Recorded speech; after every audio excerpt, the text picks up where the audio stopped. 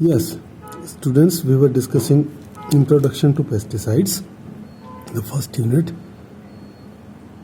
and the last two topics are changing concept of pesticides, the first topic, and second is structure activity relationship.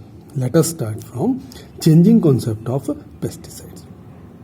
देखिए, जो pesticide का है उसका exposure होता है, वो पेस्ट को मारने के लिए तो आप यूज़ करते हैं, लेकिन ह्यूमन और अदर एनिमल्स भी इसको एक्सपोज होते हैं. किस तरह से?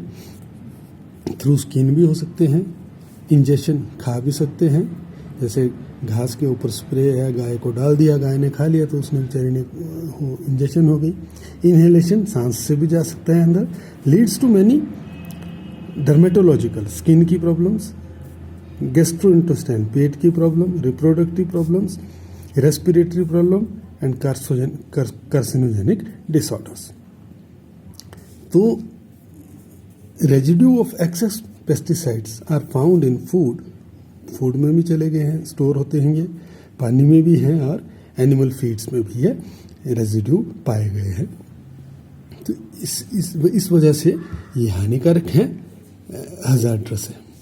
So to minimize the adverse effect of these, there is an urgent need of new concept regarding the use of pesticides. कम से कम पेस्टिसाइड हम कैसे यूज़ कर सकते हैं, इस तरह की नई इनोवेटिव टेक्निक्स हम यूज़ करें ताकि कम हजार्डस हो, इसका खाना पीना थोड़ा इको हेल्दी हो, एनवायरनमेंट भी पेस्टिसाइड से रहित हो. तो इसके लिए हमें नीड चाहिए, नई कॉन्सेप्ट चाहिए regarding the use of pesticides.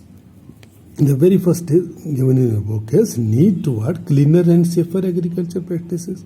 अब क्लीनर और सेफर एग्रीकल्चर प्रैक्टिसेस से होगा क्या? रिडक्शन इन यूज ऑफ ऑर्गेनोकेमिकल्स से ही ये क्लीन और सेफ होगी. And use of technologic system like geographical information system, sensors, GPS system can help in reducing the use of pesticide. इनसे पता लग जाता है कि इंसेक्ट्स कहाँ कहाँ से टिड्डी दल आ रहा है, आएगा इधर कि नहीं आएगा, कितना यूज़ होना चाहिए, अप्रोप्रिएट कितनी रिक्वायरमेंट है पेस्टिसाइड की, उतना ही डालें, उससे ज़्यादा नहीं. आजकल हमारे किसान बंधु जो है वो जहाँ 100 ग्राम लगना हुआ 1 किलो की स्प्रे करते हैं, तो उससे एनवायरनमेंट, सॉइल, फूड सब कुछ डिस्ट्रॉय हो रहा है. दूसरा है suitable agriculture practices. Suitable agriculture practices से भी ये जो है यूज़ ऑफ पेस्टिसाइड कंट्रोल होगा. So to produce healthy crops and prevent build up of pests and weeds, build up means food के अंदर स्टोर हो रहे हैं, सॉइल के अंदर स्टोर हो रहे हैं या कहीं भी स्टोर हो रहे हैं, वो ख़त्म नहीं हो रहे हैं. ये कैसे हो सकता है? Use of organic manure, organic खाद डालो, गोबर डालो, क्रॉप रोटेशन करो. क्रॉप रोटेशन, इस बार एक फसल डाली, दूसरी बार दूसरी. क्रॉप रोटेशन नहीं करेंगे, सेम तरह की फसलें बोएंगे तो पिछली फसल के जो पेस्ट थे वो वहीं रह जाते हैं और अगली फसल जब आप सेम बोएंगे तो उसको वो डिस्ट्रॉय करते हैं. सो कैरी ओवर ऑफ पेस्ट बोलते हैं हम इसको. तो क्रॉप रोटेशन से कैरी ओवर जो है ख़त्म होता है. इंटर क्रॉपिंग एक मिक्स क्रॉपिंग करो, एक ही फसल में नहीं डालो. मिक्स क्रॉपिंग में क्या होता है कि एक फसल के वो स्प्रेड ऑफ पेस्ट को कंट्रोल करते हैं, क्योंकि पेस्ट के प्रीडेटर जो है वो दूसरी फसल के वो जो आपने दूसरी फसल बोई है वो उसमें प्रीडेटर्स रहते हैं और वो उस फसल के पेस्ट को क्या कर देते हैं, ख़त्म कर देते हैं, चट कर देते हैं. एप्रोप्रिएट इरिगेशन एट्सेट्रा एट्सेट्रा, इस तरह की बातें यहाँ पे की गई हैं. Next is resistant crops he use करो भी, bye genetically modified crops.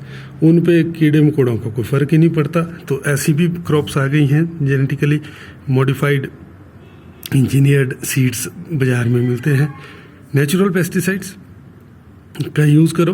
Natural pesticide जैसे प्लांट के एक्सट्रैक्ट होते हैं, जैसे नीम सीड एक्सट्रैक्ट, कॉपर या कोई सल्फर वगैरह, ये भी जो है वो use of less hazardous pesticide, जो पेस्टिसाइड कम टॉक्सिक हो उसका यूज़ करना चाहिए, बायोडिग्रेडेबल हो उसका यूज़ करना चाहिए। Last is organic agriculture. जितने पॉइंट ऊपर हमने डिस्कस किए सारे किस में आएंगे? ऑर्गेनिक एग्रीकल्चर में। Use of organic manure, crop rotation, inter cropping, resistant varieties, bio control etcetera etcetera. तो इस तरह से ये तो हो गया changing concept of pesticide. Last topic is structure activity relationship. Structure activity relationship SAR, structure activity relationship is the relationship between chemical structure of A pesticide molecule. हम pesticide की बात करेंगे, structure of A molecule and it's biological activity.